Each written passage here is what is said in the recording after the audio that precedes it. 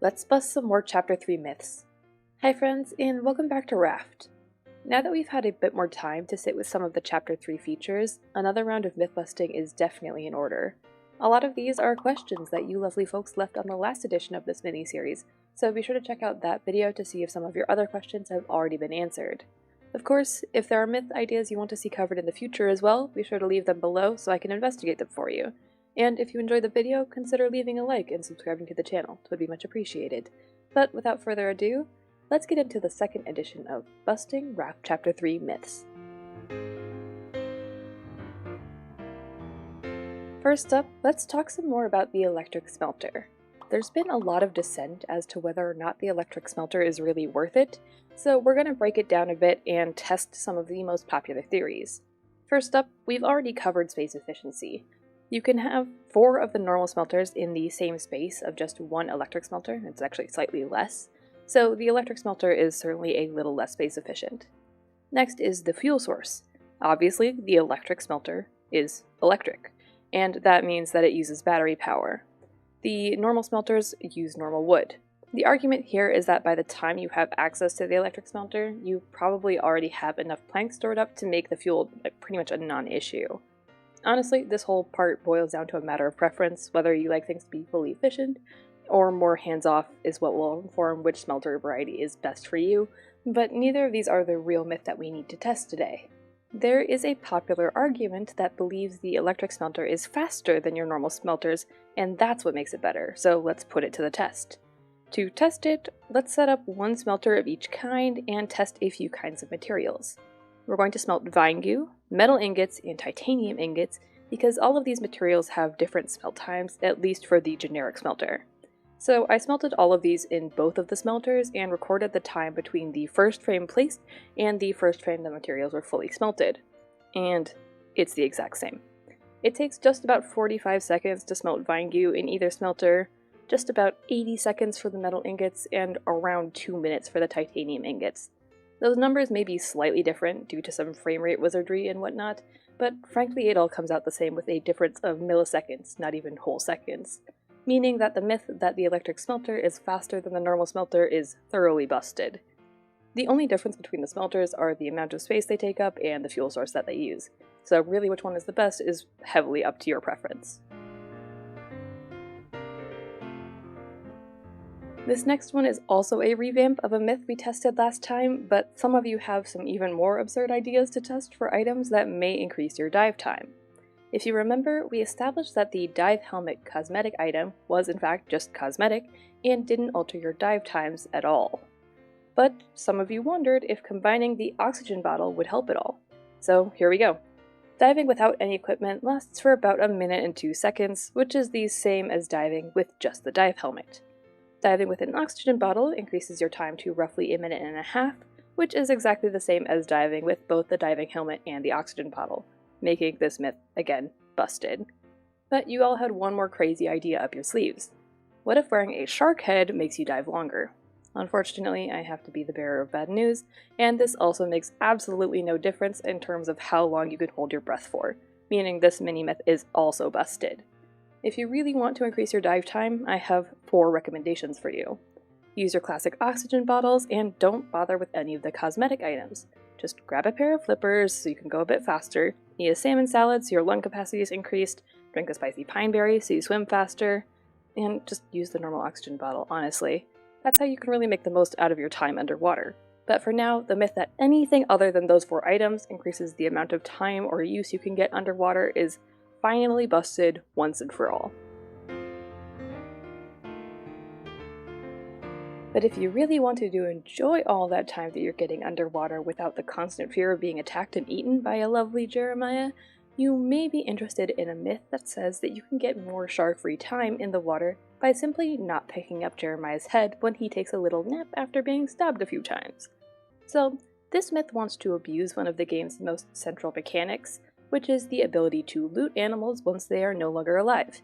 And for this myth specifically, we're focusing on the shark body. When you loot a shark body, you will always pick up 4 shark meat and then 1 head. Then you'll have about 5 minutes before Jeremiah respawns, giving you ample time to explore whatever island you'd like to dive around.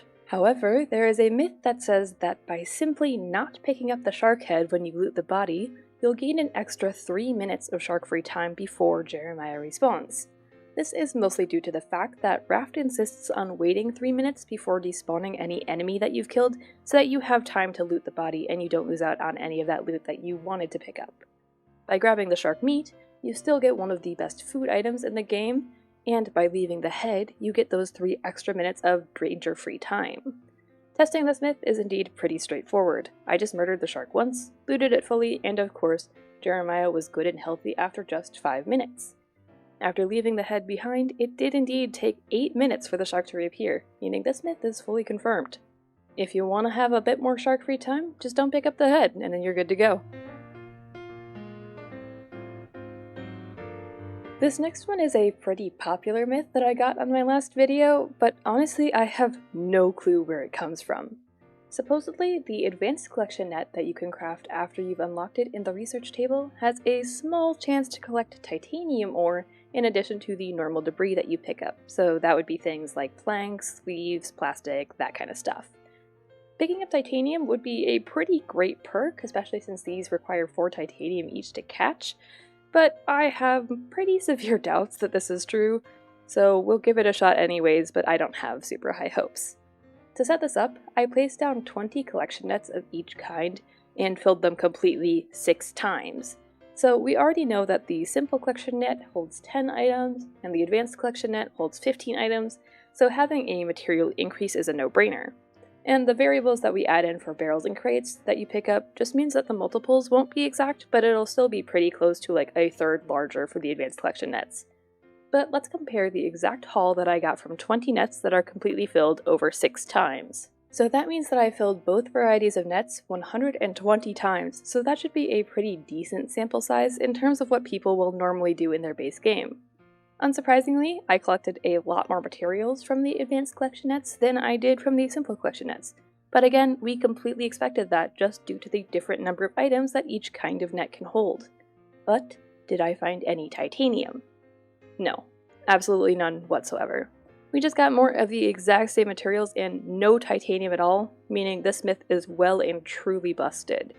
Realistically, there could be like a 0.00001% chance, but most players will never see that in their lives, and I highly doubt that that's something that they coded in, because the real only benefit to the advanced collection nets is the increased capacity. Next, we're going to experiment with a myth that I very much want to be true, which is the idea that the advanced crop plots that you can unlock via the trading posts grant a more consistent seed harvest, which would make it easier to farm things like melons and strawberries without having to visit islands constantly to replenish all of your seed supplies. Testing this myth is pretty straightforward. I placed down 20 simple crop plots and 15 advanced small crop plots, so that we would grow a total of 60 plants in each type of plot. Remember that simple small plots each hold 3 plants and advanced small plots each hold 4 plants, which is why the number of plots is different but the number of plants is the same. Just to be thorough, I tested this with medium crop plots too and placed 30 simple medium crop plots for a total of 60 plants again, and 15 advanced plots for the same 60 plants. Then it's just a matter of harvesting all of these crops and comparing what we gathered. For the medium crop plots, the results were almost identical, with just a single seed differentiating between the simple crop plots and the advanced plots. I was a little bit more hopeful for the small plots, because it would make farming large quantities of like flowers for paint a lot simpler, but I was sorely disappointed.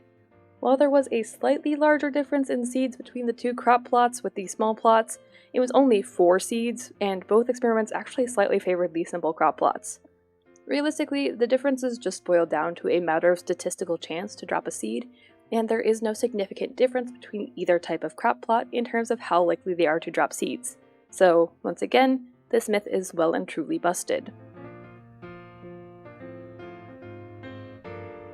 Despite the fact that a limit on how large you could make your raft is a logical thing to introduce to optimize a game like Raft, the only real limit on how big you can build your dream boat is exactly how beefy your PC is. That means that some people have built these insanely large rafts with ridiculous numbers of foundations, and surely you would need tons of engines just to make a raft that size move at any appreciable speed. That's where our next myth comes in. Theoretically, you only need 6 engines to power any size of raft, even above the 600 foundations that are implied by the 100 foundation per engine rule that's displayed on the engine itself. With smaller rafts, you have 100 foundations to operate at an increased speed with one engine. So 200 foundations needs 2 engines, 300 foundations needs 3 engines, etc. There is a little bit of leeway for rafts that are under 10 foundations over the 100 foundation cap per engine, but it will reduce your maximum speed by a little bit. Supposedly, once you pass the 600 foundation mark, you will still only need 6 engines to go at the normal engine speed of 2.5 meters per second for large rafts. So, of course, to test this, I built one raft that was exactly 600 foundations with exactly 6 engines, and it behaved exactly as you would expect it to, moving at the perfect average of 2.5 meters a second. So that's that constant normal speed of a raft with the correct number of engines. Then I upped it to 800 foundations, which should be well beyond that extra foundation limit for all of the engines to keep working. But they did indeed keep chugging along for the same 2.5 meters a second, meaning this myth is actually confirmed, and you really can just have infinite foundations with only 6 engines. And that completes this round of myth busting for all of the weirder features people are debating about Raft Chapter 3. If you have other myths that you want me to test, be sure to leave them down in the comments and I'll try to make another episode covering all of your future ideas. But anyways, that's it from me for now. I hope you enjoyed. Please consider leaving a like if you did, and consider subscribing if you haven't already. It really helps me out. I hope to see you all again soon, but until then, have a great day.